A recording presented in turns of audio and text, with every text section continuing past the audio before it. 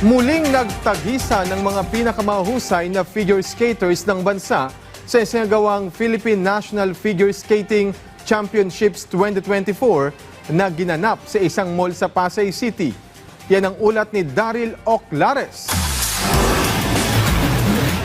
Pambihirang talento ang itinamalas ng mga pinakamahusay na figure skater ng bansa sa kanilang pagsabak sa Philippine National Figure Skating Championships 2024 kamakailan.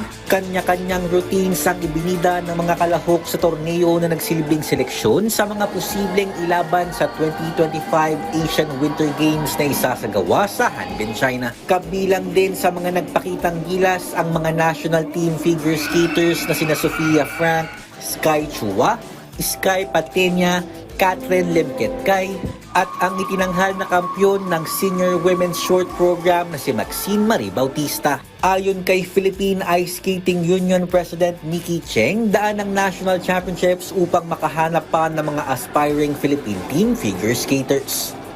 Kasi before, nationals was just nationals, meaning you have to qualify for a certain level.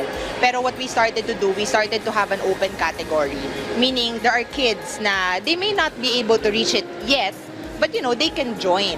This year, we have a lot of open categories. I see that there are a lot more kids that are aspiring to be part of the national team. Dagdag pa ni Cheng, target din ng PHSU na palakasin ng kanilang grassroots program.